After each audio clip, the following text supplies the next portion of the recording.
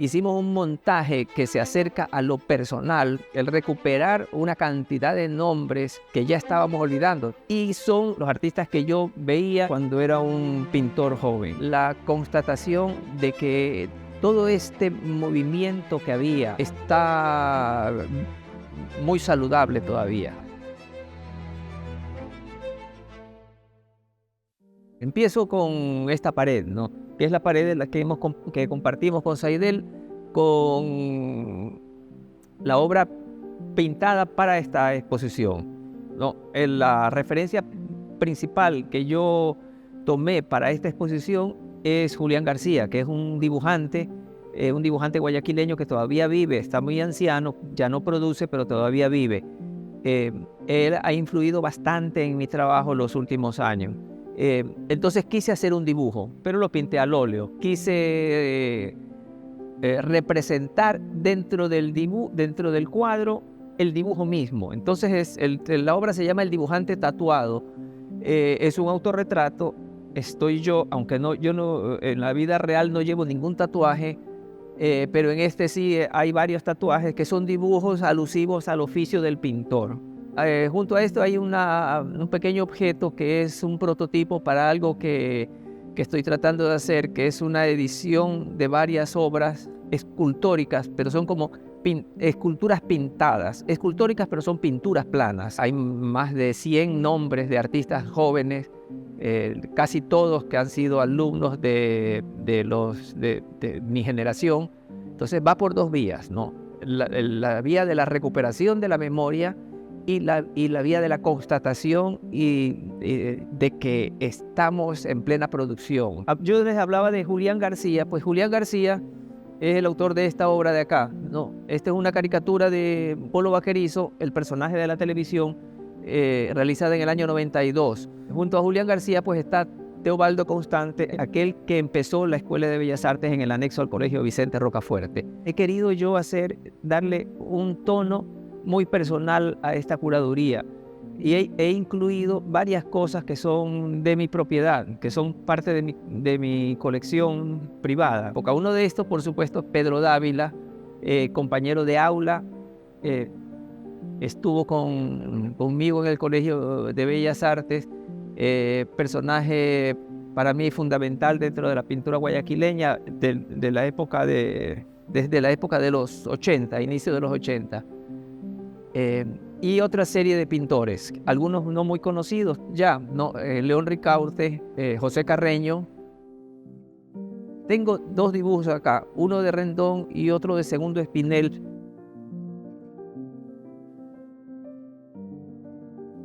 Acá tenemos un cuadro de Javier Patiño, podríamos decir, de las primeras etapas de lo que vendría a ser aquí en Guayaquil la pintura netamente contemporánea, como una expresión netamente contemporánea. E hizo esto en la época en que los ecuatorianos empezaron a viajar masivamente a España, ¿no? La obra se llama Muerto en Murcia y tiene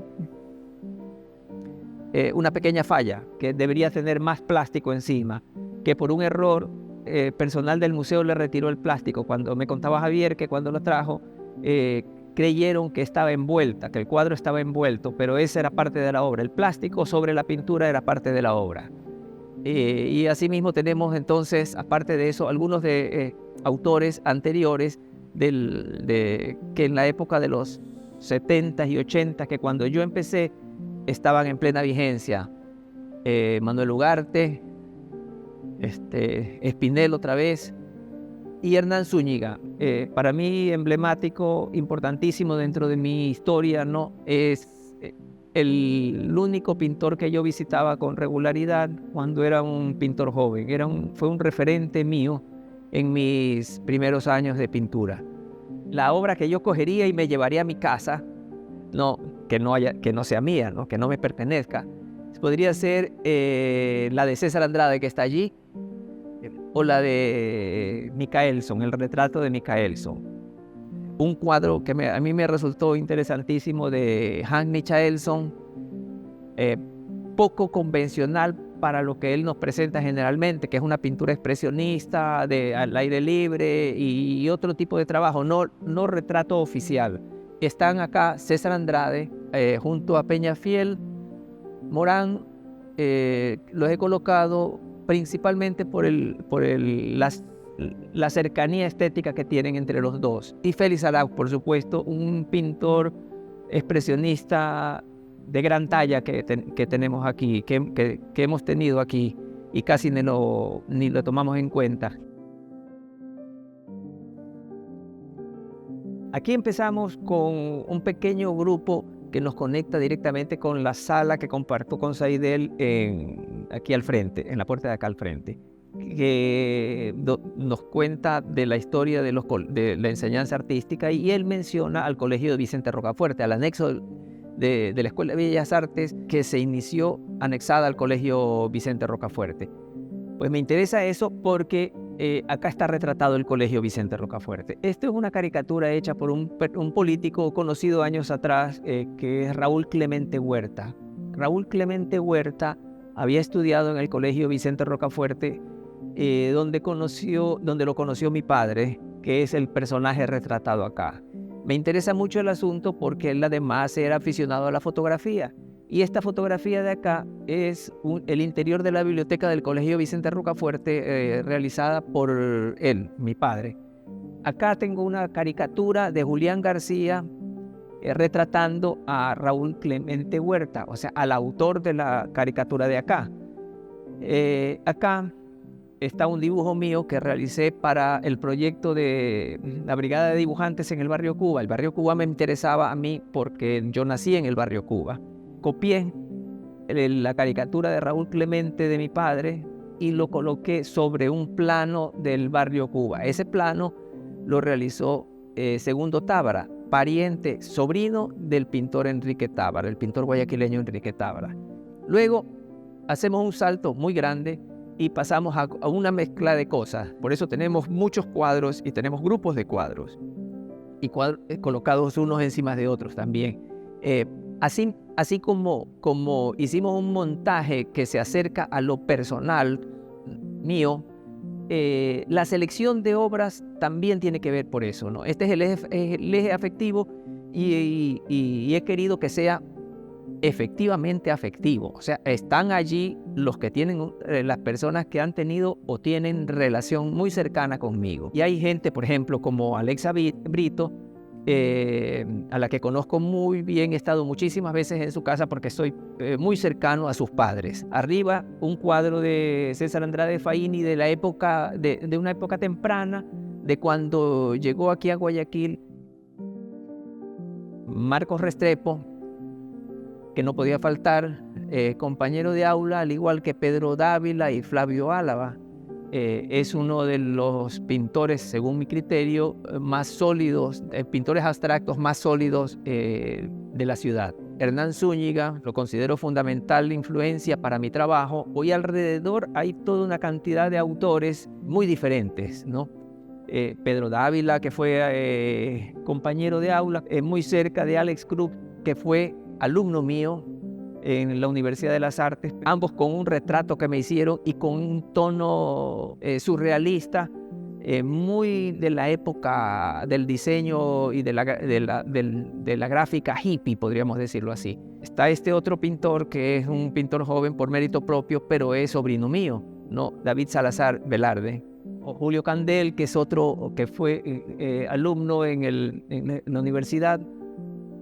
Hay otros tantos, José Carbo, Nelson Faicán, José Landín, amigos míos a los que les tengo muchísimo aprecio, contemporáneos míos que no fueron compañeros de aula, pero comenzamos la carrera de pintores en la misma época.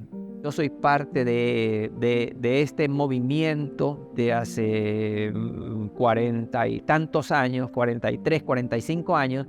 Me parecía entonces necesario tomar los nombres que habían sido parte de mi propia experiencia vital, ¿no? Que los que yo había visto cuando transitaba las galerías, cuando visitaba los museos, cuando visitaba los talleres, la gente que yo conocí, que yo vi, la obra que yo vi, la que influyó en mí. Aquí hay dos pequeñas piezas que recuerdan la época en que visitaba yo a Hernán Zúñiga como pintor joven, y él me intentaba enseñarme técnicas alternativas de serigrafía, utilizando matrices de mimeógrafo.